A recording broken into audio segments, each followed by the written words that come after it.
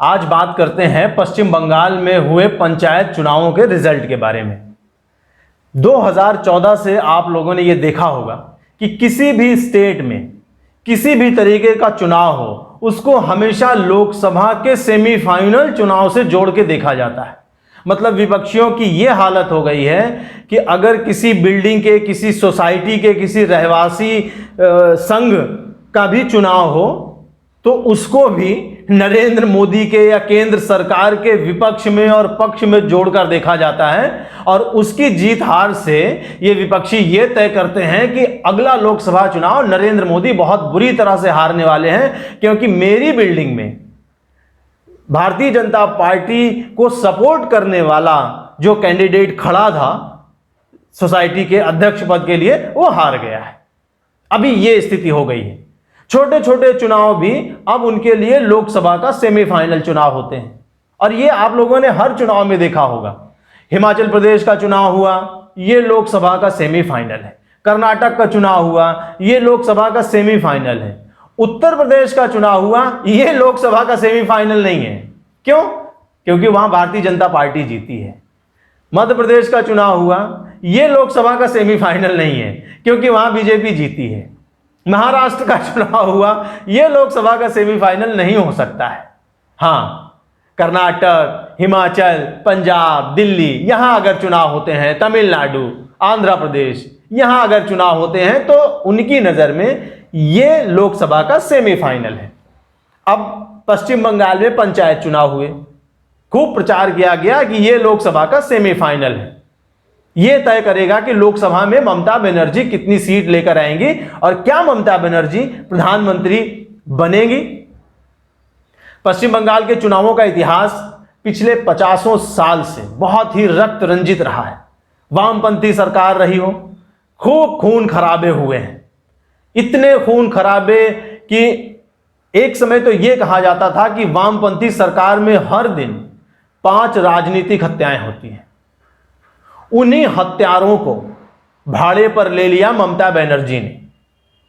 जनता को एक सब्जबाग दिखाया, मां माटी मानुष का नारा दिया और उन्हीं हत्यारों को हायर किया और उन्हीं हत्यारों के दम पर ममता बनर्जी पश्चिम बंगाल में पिछले 2-3 चुनावों से काबिज हैं।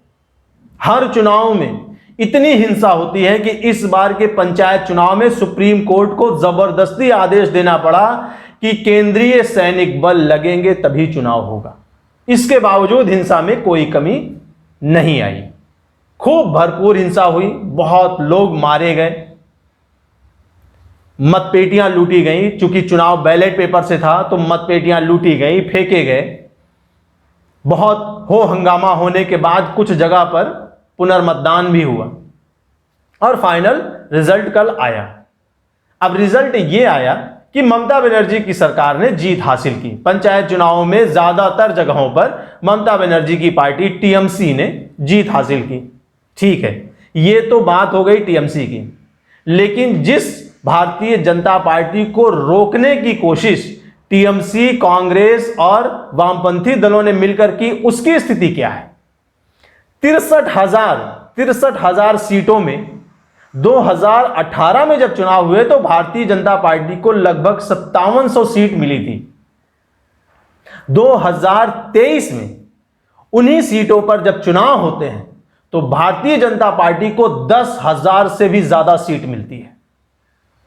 अब बताइए, जीत भारतीय जनता पार्टी की है या टीएमसी की है? माना कि सत्ता टीएमसी ने हासिल की, ज्यादातर जगहों पर टीएमसी ने जीत हासिल की है, लेकिन 2018 में टीएमसी जितनी सीट जीती थी उससे बहुत कम सीट इस बार उसने जीती है। और भारतीय जनता पार्टी ने 2018 में जो 5700 सीट जीती थी, इस बार 10,000 से भी ज्यादा सीटों पर भारतीय जनता पार्टी जीतने में कामयाब रही है। इतनी भारी हिंसा के बाद भी, इतनी गुंडागर्दी के बाद भी। यही बात ममता बनर्जी के लिए सबसे बड़ा सरदर्द है। यही बात ममता बनर्जी और उनके भतीजे अभिषेक बनर्जी को खाए जा रही है कि अगर इतनी हिंसा करवाने के बाद, इतनी ज्यादा गुंडागर्दी के बाद, इतनी मतपेटियां लूट लेने के बाद भी भारतीय जनता पार्टी इतनी सीट जीतने में कामयाब हो जाती है तो अगर शांतिपूर्ण ढंग से चुनाव हुआ होता, अगर हमने सबको फ्री हैंड किया होता कि भाई आप अपने हिसाब से मतदान कर सकते हैं, तब क्या होता? तब निश्चित रूप से यह पूरी की पूरी सत्ता बदल गई होती, टीएमसी की बहुत बुरी तरह से हार हुई होती। फिर भी ये जो पंचायत चुनाव हुए हैं, इनके रिजल्ट ये बताते हैं कि आने वाले 2024 के लोकसभा चुनाव में क्या स्थिति होने वाली है। दूर दराज ग्रामीण तक में लोग उठकर खड़े हो रहे हैं, वो भारतीय जनता पार्टी की सरकार को वोट दे रहे हैं, भारतीय जनता पार्टी के जो समर्थित उम्मीदवार हैं उनको वो चुन रहे हैं। और कांग्रेस जो मोहब्बत की दुकान खोलने निकली थी, भैया वो मोहब्बत की दुकान पश्चिम बंगाल में इतनी बुरी तरीके से उसका शटर डाउन कैसे हो गया? 1500 के आसपास सीट मिली है। सोचिए, 63,000 में 1500 के आसपास की सीट, वो भी जब इनका वामपंथी दलों से गठबंधन था तब। अगर यह गठबंधन नहीं होता तो ये 500 सीट भी नहीं जीतते। तो भैया कांग्रेसियों, ये जो मोहब्बत की दुकान खोलने आप निकले थे, ये पश्चिम बंगाल में दुकान क्यों नहीं खुली? वहां इसका शटर इतनी बुरी तरह से डाउन कैसे हो गया? दरअसल ये जो प्रोपेगेंडा की राजनीति करते हैं ना कांग्रेसी, कैमरा लेकर धान का खेत में धान के पेड़ लगा रहे हैं, धान का पेड़ लगा रहे हैं, धान बो रहे हैं। अरे मेरे भैया, न धान का पेड़ लगता है, न धान बोया जाता है, धान की रोपाई होती है। लेकिन आपका किसानी से तो कुछ लेना देना है नहीं, और आपके जितने नेता हैं वो भी किसानी से लगभग दूर हैं। सब पैराशूट नेता हैं, यहां से वहां से वहां से वहां से आए हुए हैं, एसी कमरों में बैठ के अपनी राजनीति करने वाले लोग हैं। तो इनको क्या पता कि धान की खेती कैसे होती है। विदेशी एजेंसियां आपको अपनी छवि चमकाने के लिए पैसे लेकर नए नए प्रोपेगेंडा, नए नए स्टंट बता रही हैं, और आप ये नए नए स्टंट कर रहे हैं। इससे वोटर पर कोई फर्क नहीं पड़ने वाला है। लोग इसको मजे ले रहे हैं, इसमें मीम्स जोक्स बना रहे हैं।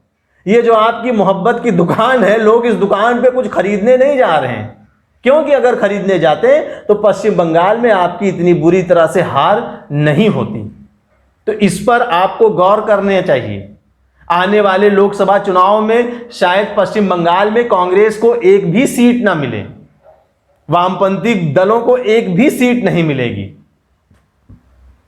और भारतीय जनता पार्टी ने जिस तरीके से धमक के साथ 5700 से सीधे 10,000 के ऊपर सीट जीती है, यह बताता है कि आने वाले लोकसभा के 2024 के चुनाव में पश्चिम बंगाल में क्या होने वाला है, ममता बनर्जी की सरकार की क्या स्थिति होने वाली है, और उसके बाद जो विधानसभा का चुनाव होगा उसमें ममता बनर्जी की सरकार का शायद अंत हो जाएगा।